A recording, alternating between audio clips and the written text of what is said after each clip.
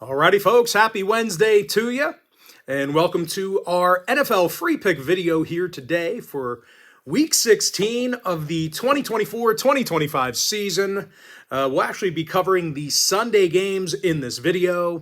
And if you're joining me for the first time here today, my name is Brock Page. I've been dishing out free sports picks on YouTube since 2016. Of course, if you want to see which one of these free plays on this video that I actually like the best, you may want to think about signing up for my NFL package on my premium page. And real quick, just got to give a big shout out to all you Gold Club members out there, because you guys cashed in on 6 more tickets on our premium page yesterday.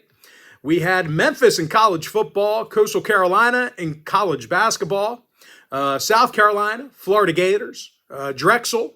We also cashed in on the Milwaukee Bucks in the NBA. And that winning day is going to put us at 4-0 in our last 4 daily best plays, 4-0 in our last 4 extra daily picks, 2-0 in our last couple of college basketball tier package plays, 3-0 in our last 3 chairman package picks. And it's also going to put us at 6-1 with a push in our last 8 Gold Club tier package picks in that membership alone. And with that, folks, we are going to dive right into some free content here. We're going to start off with the Cardinals taking on the Panthers, 1 o'clock Eastern kickoff on Sunday. Arizona's minus 3.5, totals 44. The Cardinals are 7-7 straight up, 9-5 against the point spread. Carolina 3-11 overall, 6-8 against the number. This Carolina defense allows more points a game than any other team in the league. And when it comes to slowing down the run, well, they don't do a great job of it. Carolina allows a league-worst 173 yards a game on the ground. And they're facing an Arizona squad who's 7th in the league in rushing, 5.1 yards per carry. They're also doing a nice job protecting Kyler Murray, and they rarely commit infractions on offense. As a matter of fact, the Cards commit fewer penalties a game on offense than any other team. Now, weather-wise, it'll be clear but chilly in Charlotte. We're looking at about 40 degrees or so at kickoff with a slight breeze. I don't think that's going to be overly troublesome for Arizona. Maybe if it was a little bit colder, I'd be concerned, but I think they'll be all right in that 40-degree weather. Now, total-wise, the Panthers saw 3 out of their last 4 get over the number, 7-3 to the over in their last 10. Meanwhile, the Cards saw overs in their last 2 straight themselves, overs against the likes of New England and Seattle. I like Arizona, minus 3.5, over 44. All right, next contest, Browns, Bengals, 1 o'clock East. Cincinnati's minus 8, totals 47. We saw a 1-point move towards Cincinnati. They opened at 7, up to 8. Having said that, though, even though they're favored by a score, I do have concerns about this Cincinnati defense. These guys allow more points a game than any other team in the AFC, and their pass rush has been pretty anemic. These guys are second to last in the league in sacks, 27th in passing defense. And even though the Browns on the other side have been pretty abysmal themselves, there are a few things they actually do well on defense. For one, they're limiting opposing quarterbacks to just 18 completions a game. That is second best in the NFL. And no real surprise, they're limiting opposing offenses to under 61% passing. They do tend to tighten up late in games. Now, total-wise, 3 out of the Browns' last 5 outings did get over the total. Since he's 6-1 to the over in their last 7. I think the Browns can keep it, within a score going against the Cincy D. This is more of a fade of the Bengals. Give me Cleveland plus 8 over 47. All right, next game, Lions-Bears, 1 o'clock Eastern kickoff. Detroit's minus 6 away from home, totals 48. And we did see a 0.5 point fade of the Lions. They opened 6.5 down to 6. Detroit is 12-2 straight up, 9-5 against the point spread. Chicago just 4-10 overall, 6-8 against the number. But more recently, the Bears just continue to struggle. Losers of their last 8 straight, just 2-6 against the spread during that time frame. when it comes to offensive production or lack thereof, these guys are gaining fewer yards a game than any other team. They're currently averaging a league worst 4.8 yards per play from scrimmage. And when it comes to this passing game, the Bears are throwing for just $181 a game. That's second worst in the NFL. And unfortunately for them, this Detroit defense is limiting opposing quarterbacks to just 61% passing. They're second in the entire league in defensive quarterback rating. Now, weather-wise, 29 degrees and breezy in the Windy City. When it comes to the total, 5 out of Chicago's last 7 ball games did fall under the total. Meanwhile, Detroit went 4-3 to the under in their last 7 themselves. Give me the Lions -6, under 48. All right, next contest, Rams-Jets, 1 o'clock East. The Rams are -3.5 away from home. Total's 46.5. And even though the Rams have been playing some pretty good football here recently, I do have some concerns about them offensively in this one. And more specifically, it's the running game. It's running the football. These guys are rushing for just 3.9 yards per carry. That puts them 29th in the league in that particular stat. And they're facing a Jets defense who's actually 6th in the league in yards allowed per rush themselves, doing a nice job stopping the run game. They're also 10th in the league in sacks, and, they do a pretty good job defending the pass. They're allowing just $193 a game through the air.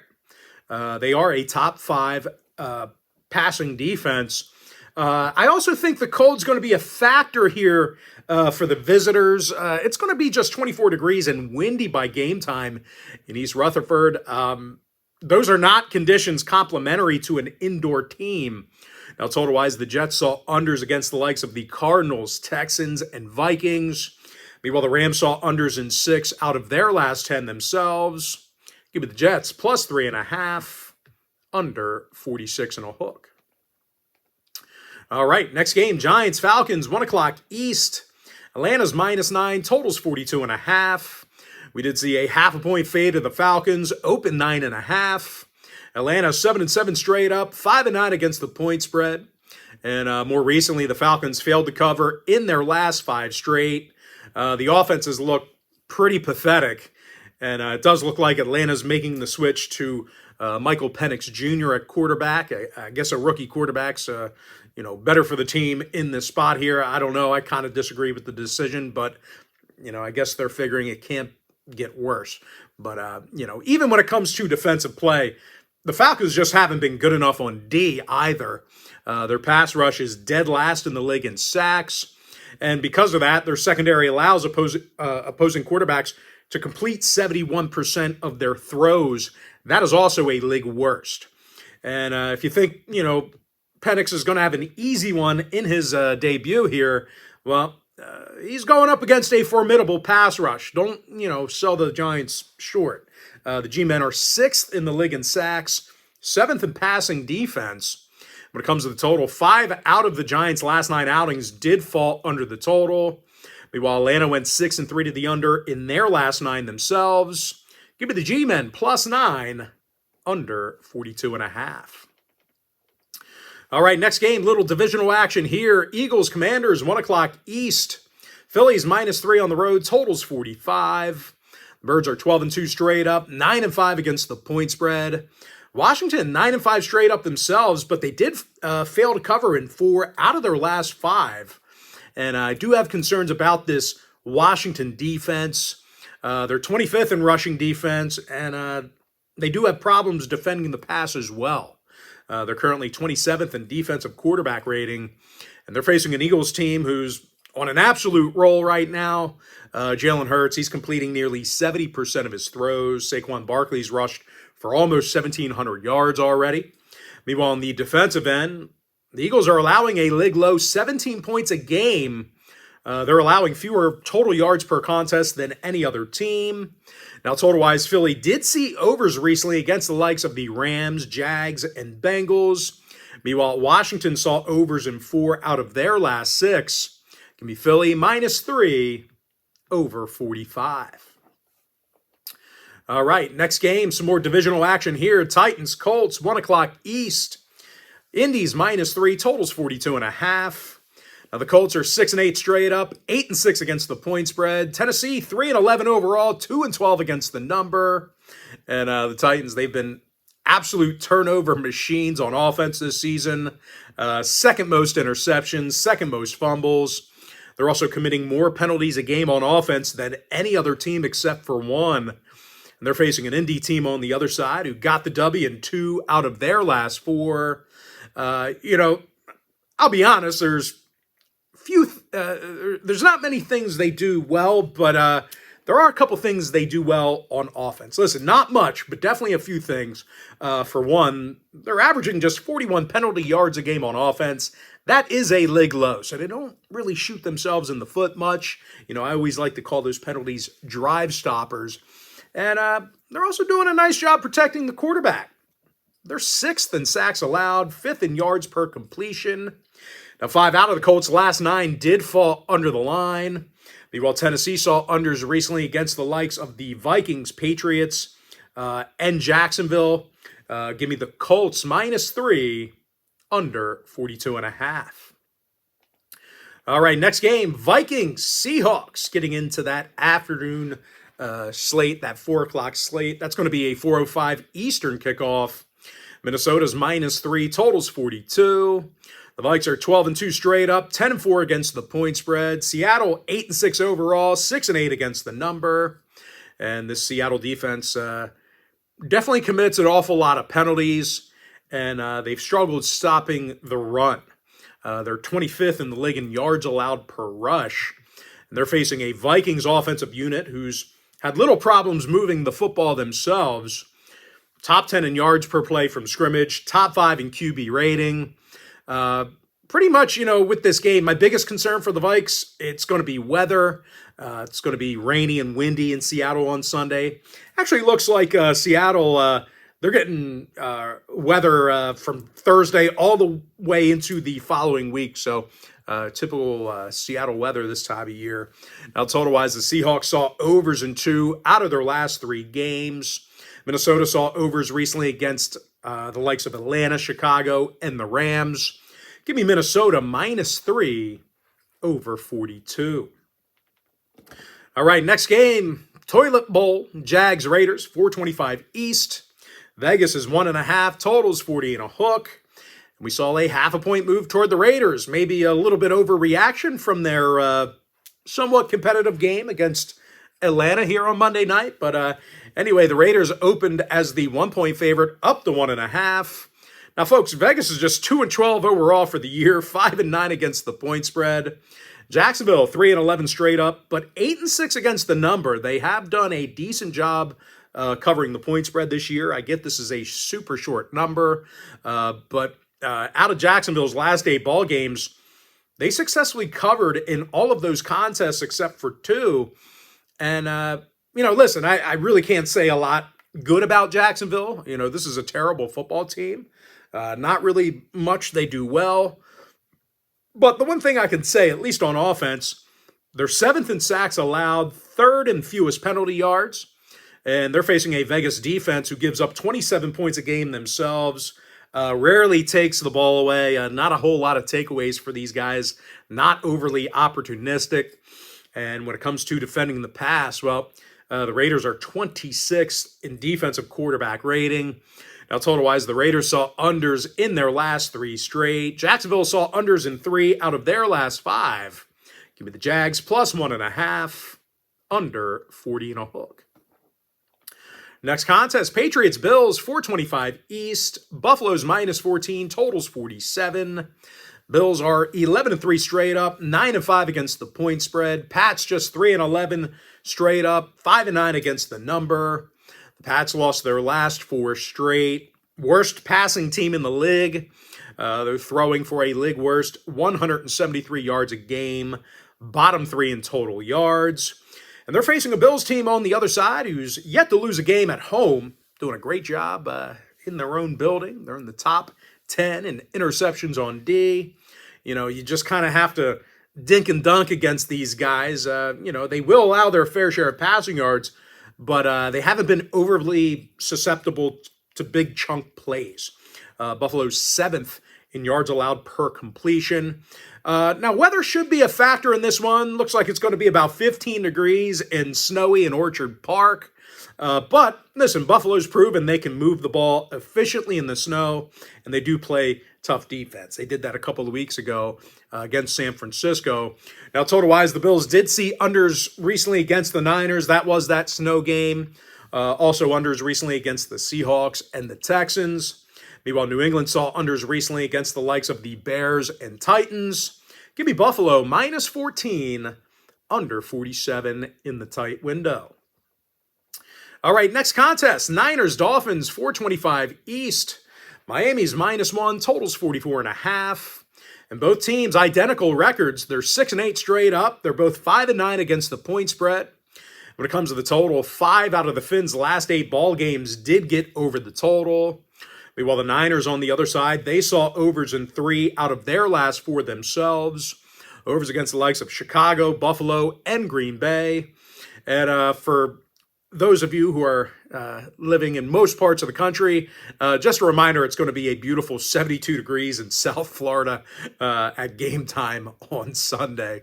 I do think we'll see a fun matchup in this one. Of course, if you want to see if I'm making a play on the money line or against the point spread in this one, this game is being featured as one of my NFL tier package plays on my premium page. But as far as making a free pick is concerned, I like the over 44. And with that, folks, we're going to dive into our next and final breakdown for the video. It's going to be in that Bucs-Cowboys game. That'll be an 8:20 Eastern kickoff. Tampa Bay's -3.5 away from home. Totals 48. Tampa Bay 8-6 straight up, 9-5 against the point spread. Dallas 6-8 overall, 5-9 against the number. This Dallas defense is allowing nearly 28 points a game, and they're committing more penalties on defense than any other team in the league. They're currently allowing 6.1 yards per play from scrimmage. That's second worst in the entire NFL.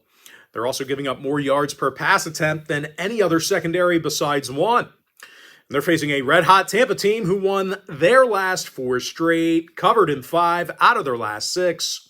Quarterback Baker Mayfield's completing 71% of his throws, and the Bucs are now second in the league in yards per rush, 4th overall in scoring.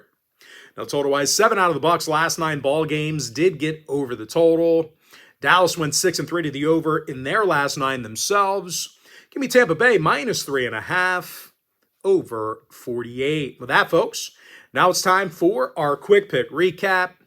I like Arizona -3.5, over 44. Cleveland +8, over 47. I'm 4-0, my last 4 daily best plays on my premium page. Lions -6, under 48. Jets +3.5, under 46 and a hook. Giants +9, under 42.5. Eagles -3, over 45. Colts -3, under 42.5. Vikings -3, over 42. Jaguars +1.5, under 40 and a hook. Bills -14, under 47. I like the over 44 in the Niners-Dolphins game. And give me the Buccaneers -3.5, over 48. And with that, folks, that's going to do it for me. Don't forget to check me out on my premium page. And if you do end up getting a membership here today on my premium site, you're going to get access to that membership every single day for the next 30 days. And as an added bonus, you're also going to get access to all of my cheaper memberships during that time frame, absolutely free. They're going to be included with your membership. That's why I always tell folks that Gold Club package, it's a full access, all-inclusive membership. Gives you access to every single premium selection of mine, every single package, every single day for the next 30 days. But most importantly, folks, gotta thank you for joining me right here on the free video. Really hope you enjoyed all this great free content, all this great free information, and of course, there are other games during the week. We got a Thursday game, couple Saturday games, and obviously the Monday Night Football game. So we didn't cover every single game on the slate here this week, but we did cover the Sunday games in this particular video. I'm sure the other remaining games, the Thursday, the Saturday, the Monday, I'm sure those games could potentially appear on the premium page on those days respectively. But once again, folks, really hope you enjoyed all this great free content, all this great free information. And with that said, folks, happy Wednesday to you. Happy hump day to you. And I look forward to seeing you later on today on my premium page.